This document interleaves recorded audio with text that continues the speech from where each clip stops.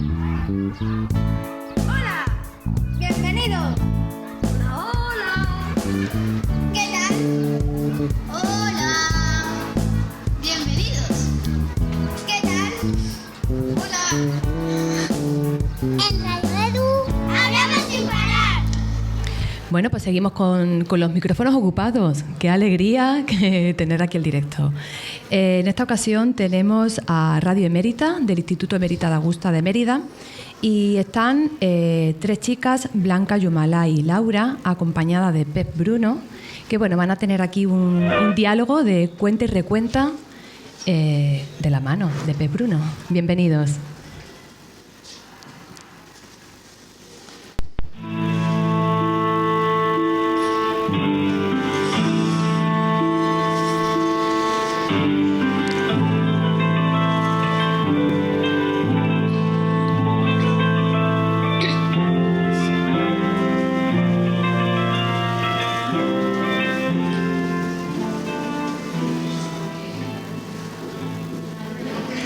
Érase una vez una paloma blanca que se llamaba Pétala. A Pétala le gustaba bañarse en el estanque, picotear con sus amigas, jugar al escondite entre los árboles.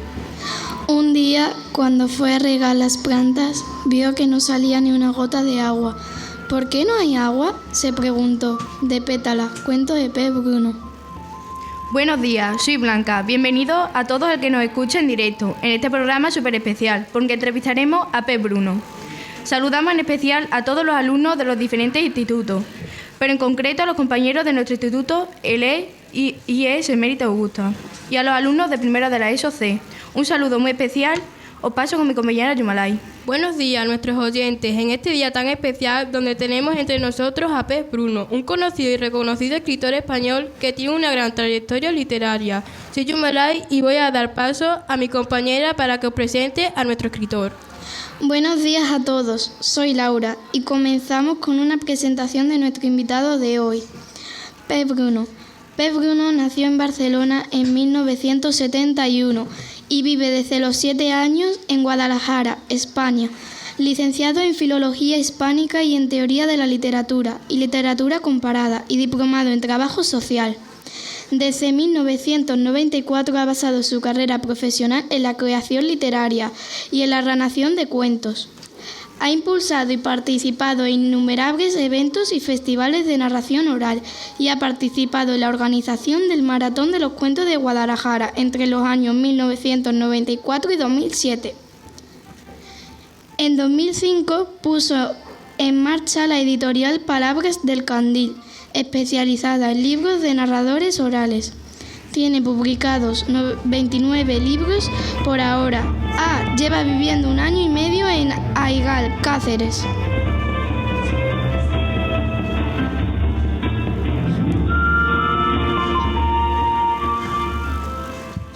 Buenos días, Pep. Como ves, teníamos una sorpresa para ti, la lectura de Pétala, uno de sus libros que algunos hemos leído de pequeño, pero ya hemos dicho que ha publicado 28 libros más. ¿Qué libro ha supuesto para ti un reto o un cambio? Hola, ¿qué tal? Buenos días. Muchas gracias por invitarme para hablar con vosotras. Pues mira, lo de escribir es un poco rollo, os lo tengo que contar, porque en realidad escribir es como picar ahí en el folio en blanco y tienes que sacar adelante las historias y contarlas de la mejor manera, y es algo que haces muy en soledad en tu casa. Luego tienes el libro y es una cosa magnífica, pero hasta que el libro sale es un proceso muy largo. Sin embargo, por ejemplo, cuando cuentas cuentos, has terminado de contar y el aplauso ya te lo llevas. Es una gratificación casi instantánea, ¿no? Aún así, escribir también es muy interesante. Y cada libro ha supuesto un reto, aunque quizás por su complejidad hay algunos que son más especiales por eso para mí, ¿no? Por ejemplo, Los días pequeños, o por ejemplo, La siesta de los enormes, o por ejemplo, Contar, que fue una petición que me hizo una editora, Arianna Squiglioni. Me pidió un libro explicando a niños y niñas a partir de 10, 12 años qué era eso de contar cuentos y cómo se podían preparar cuentos. Entonces, una especie de libro informativo, un manual explicando cómo se cuenta de forma más sencilla y accesible. Pensad que yo sobre contar podría estar hablando horas y horas y horas, y pedirme que haga un librito para niños sobre eso es como decirme, bueno, vas a correr una carrera pero te vamos a atar las piernas, los brazos, no vas a poder beber, y, ¿sabes? O sea, una cosa como muy complicada. Fue un reto bien interesante. Hola, buenos días. Quisiera decirte que es un placer conocerte. Nos has impresionado mucho tu carrera como escritor y contador de historias. Empezamos con la primera pregunta, en principio muy sencillita. ¿Cómo te describirías? Bueno, pues soy una persona curiosa, yo creo. Hay cosas que me interesan mucho y a eso dedico mucho tiempo. De hecho, demasiado tiempo. Entonces, hace ya algunos años que intento preservar otros espacios de mi vida para dedicarlo a mi familia y a mis hobbies. No sé, me gusta mucho pasear y esas otras cosas. Pero yo creo que básicamente soy una persona curiosa y además muy, muy interesada por los cuentos contados y por la tradición oral. Muy interesante. Yo tengo otra pregunta sobre algo que francamente hemos comentado con nuestros compañeros de clase. ¿Consideras que tu vocación es la de cuentacuentos o querías dedicarte a otra profesión? Pues mira, cuando yo tenía vuestra edad quería ser escritor. Siempre he querido ser escritor, bombero o astronauta. Pero astronauta es muy difícil, hay que ser muy, muy, muy listo y estudiar muchísimo y tener unas actitudes y aptitudes físicas muy complejas que yo no tengo. Para ser bombero hay que ser muy, muy valiente, yo creo que no soy tan valiente. Y sin embargo, si me proponía ser escritor, podía ser bombero o astronauta cuando yo quisiera. Era una cosa así más sencilla, ¿no? La verdad es que yo siempre tenía claro que quería contar historias, aunque no sabía si de forma escrita, que era lo que yo más conocía, hasta que apareció la posibilidad de contarlas. Y eso sucedió porque vivía en Guadalajara, que es una ciudad que mima la narración oral. Es una ciudad donde se celebra el Maratón de Cuentos, una fiesta del cuento contado que dura 46 horas ininterrumpidas. Y un espacio donde la gente que cuenta cuentos es reconocida y conocida. O sea, a veces hay una manifestación y quien lee el manifiesto es un narrador o una narradora del lugar, ¿no? Entonces, en un sitio así es más fácil que uno acabe contando cuentos y se dedique a ello de manera profesional que no en un sitio donde ni siquiera conciben esa posibilidad. Te quería hacer una pregunta. ¿Cómo aprendiste a ser un cuentacuentos? Bueno, pues en general, esto es una opinión muy personal, pero en general se aprende equivocándose mucho. Cuanto más te equivocas, más vas aprendiendo, siempre que no seas un zote y que no reflexiones sobre lo que has hecho, ¿no? Bien, es verdad que yo he aprendido mucho leyendo, estudiando, reflexionando, no solamente sobre mi trabajo, sino sobre el trabajo de muchos compañeros. He tenido la suerte de ver a cientos, quizás miles de narradores y narradoras de no solamente de España, sino de muchos otros países, y siempre que veo el trabajo de los compañeros, pues eso es una invitación a aprender, a plantearse por qué hacen eso, de qué manera, por qué han llegado hasta ahí. Entonces, esa reflexión continua, esa curiosidad de la que os hablaba, pues también es un aprendizaje continuo, y esa es una de las maneras donde yo más he aprendido. Ahora, he leído mucho, he aprendido de otros compañeros y compañeras en conversaciones, en charlas, en talleres, en cursos. Uno no deja de aprender. Espero que antes de jubilarme, que quizás algún día llegue eso, seguiré aprendiendo todos los días, siempre que pueda. ¿Te sientes a gusto cuando te escuchan los niños? ¿Sientes la magia de ese momento? A ver, en el momento de contar cuentos ocurre algo maravilloso, ¿no? Y es que es algo que sucede en un momento único, no vuelve a pasar nunca de la misma manera. Cuando tú estás contando cuentos con niños, con jóvenes, con adultos, da igual, el cuento se construye gracias a todos los que estamos ahí. Es decir, en el acto de contar cuentos está el público, está el narrador, está el contexto y está el cuento. Esos 4 elementos, ¿no? Pero en función de cómo responde el público, el cuento es de una manera o de otra. No solamente es una cosa que dependa de mí.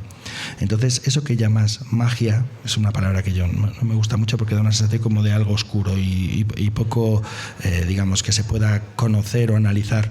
Eso que llamas así, en realidad es una cosa muy poderosa, que son los lazos de la comunidad. Es lo que nos ha hecho grupo, ¿no? Lo que nos ha hecho fuertes frente a otros animales. Esa capacidad de imaginar juntos, pero al mismo tiempo de imaginar cada uno por su cuenta, ¿no? Entonces es una cosa absolutamente fabulosa y hay veces que terminas de contar y dices, bueno, esto que ha ocurrido hoy no quiero olvidarlo nunca porque es increíble. ¿Crees que es difícil conectar con nosotros adolescentes? ¿Existe realmente diálogo con tu público? No, para nada creo que sea difícil conectar con el público adolescente. No, para nada. Mira, yo creo que el ser humano en general, ya sea adolescente o adulto o joven o infantil, me da igual. El ser humano en general viene de serie preparado para escuchar historias. Es algo que hemos hecho durante miles de años. Lo que pasa es que muchos adolescentes vienen con un prejuicio a escuchar historias. Piensan que los cuentos son cosas de niños pequeños. Pero claro, cuando empiezas a contar cuentos de miedo, que dan mucho miedo, o cuando empiezas a contar cuentos de humor, que tienen un humor muy fino, que es difícil pillarlo si no eres por lo menos un chaval que tiene 14, 15 años, o cuando cuentas cuentos picantes, con una temática que a los chavales de tercero, cuarto o bachillerato ya les va interesando, pues como puedes comprender, esos cuentos no están pensados para niños. Entonces de pronto el público comprende que le estás contando algo apropiado para ellos, algo que está cerca de sus centros de interés, ¿no? Entonces cuesta conectar porque necesito un minuto para que ellos entiendan que lo van a pasar muy bien, pero solo un minuto, que entiendan que eso es para ellos, ¿no? Normalmente cuando voy a contar a institutos ahora empiezo contando Cenicienta. Entonces, claro, ya es como... Yo soy un poco heavy para eso. Llegas allí y dices, bueno, voy a contar Cenicienta. Y te miran como... O sea, encima que venimos a escuchar cuentos, nos va a contar Cenicienta. Claro, Cenicienta no es una. Hay muchas versiones de Cenicienta, más de 700 distintas. Y yo les cuento una versión griega que empieza con las 3 hermanas que se comen a su madre. Entonces les digo, os voy a contar un minuto. Si en este minuto ya no os interesa, cambio de cuento. Entonces, cuando se han comido a la madre, paro. Digo, ¿sigo o no sigo? Y todos, sigue, porque les interesa. Lo de comerse a los padres es una cosa que interesa a muchos adolescentes. Después de 30 años, ¿ha cambiado tu forma de contar los cuentos? Sí, yo sigo, como os decía, sigo aprendiendo, sigo reflexionando, sigo probando y espero que sí, que hayan cambiado muchas cosas. De primeras, cuando yo comencé, había muchas cosas que no sabía y lo suplía con la ilusión, con la emoción, con la ingenuidad, con la frescura, ¿no? Pero poco a poco vas aprendiendo y vas comprendiendo cosas que tienen que ver con elementos que son importantes para contar, ¿no? Pues cuestiones relativas al contexto, al público, a las historias, ¿no? Entonces sí, con los años uno va cambiando su forma de contar, espero que para mejor, porque si no, ¿te imaginas? Sería lo peor. Antes de terminar, soy Rosa, la profe que acompaña a estas maravillosas muchachitas y les acompaño también en la aventura de conocer un poco la literatura y nuestros escritores. Y me gustaría hacerte una pregunta, yo un poco más así, más crítica literaria. ¿Piensas realmente o te consideras un juglar? Bueno, los juglares hacían muchas cosas en la Edad Media, no solamente contaban, ¿no? Tocaban instrumentos, cantaban, bailaban, hacían malabares, el juglar era, digamos, un Superman o una Superwoman, porque también había juglaresas del entretenimiento en el momento, en el contexto.